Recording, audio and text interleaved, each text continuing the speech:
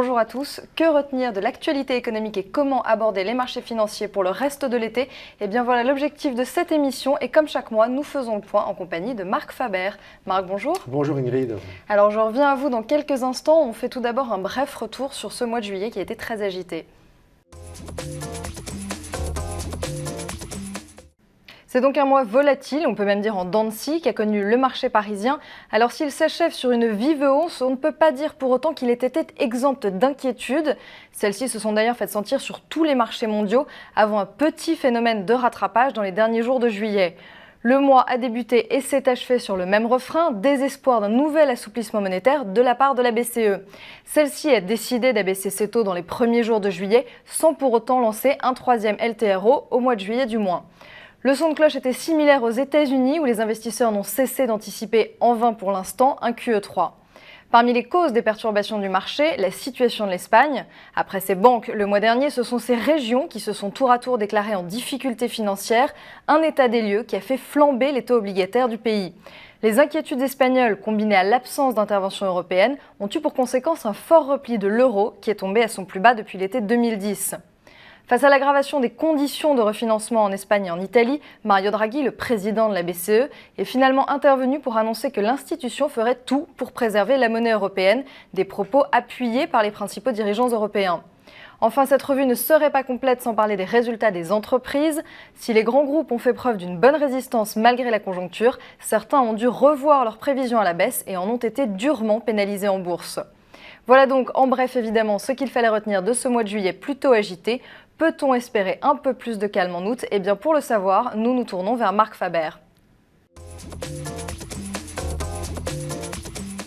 Alors Marc, le mois de juillet s'est terminé sur une intervention de la BCE, on en attendait beaucoup, ça n'a pas du tout eu l'effet espéré. Qu'est-ce qui va se passer maintenant?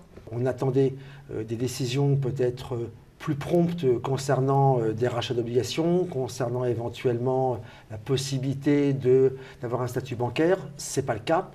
Pourquoi? Tout simplement parce qu'il doit y avoir quelques résistances au sein de différents pays de l'Europe du Nord. Comme l'Allemagne par exemple. Très certainement.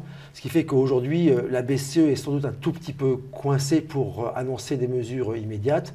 Néanmoins, on peut être certain qu'il y a des discussions au sein des différents gouvernements et que l'on trouvera une solution si par malchance les taux en Espagne, en Italie se tendaient très fortement. Donc pour vous, c'est simplement repoussé? J'ai le sentiment que c'est repoussé. Alors c'est un signal qui n'est pas très positivement interprété par les marchés financiers, c'est évident. On attendait vraiment des propos de M. Draghi, quelque chose de percutant aujourd'hui. On savait bien que la BCE n'allait pas baisser ses taux, mais on souhaitait d'autres informations. Ces informations ne sont pas venues. Ça ne va pas aider à rétablir le calme sur les marchés. C'est-à-dire qu'on aura forcément un mois d'août qui sera volatile, dans l'attente, de ce que pourront décider les gouvernements, de ce qui se passera aussi en matière macroéconomique. Alors on a eu un peu le même scénario du côté des États-Unis, on a beaucoup attendu de la Fed qui n'a finalement rien annoncé. C'est pas un problème face au ralentissement américain?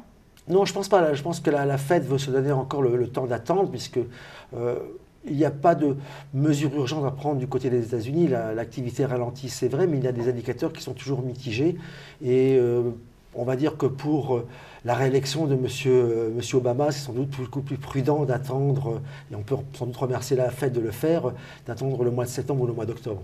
Vous avez parlé d'un mois d'août volatile, ça veut dire qu'on reste à l'écart? Pas forcément. Volatilité ne veut pas dire manque d'opportunités.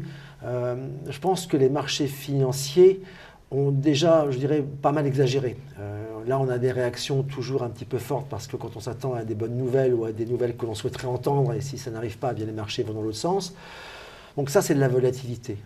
On va certainement être tenté de respirer un peu au gré des nouvelles macroéconomiques qui sont, c'est vrai, relativement moyennes, mais quand on regarde les résultats de l'entreprise, ils ne sont pas si mauvais que ça.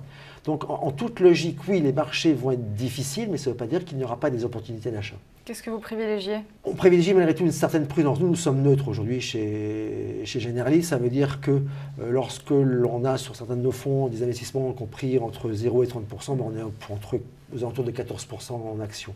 On ne va pas se surexposer loin de là parce que les marchés ne demandent pas à être surexposés. En revanche, s'il y avait vraiment un mouvement très fort à la baisse, je pense qu'on réfléchirait différemment. Eh bien Marc, merci pour toutes vos explications. Merci à vous Ingrid. Quant à moi, je vous souhaite de bonnes vacances pour ceux qui en prennent et je vous remercie de nous avoir suivis.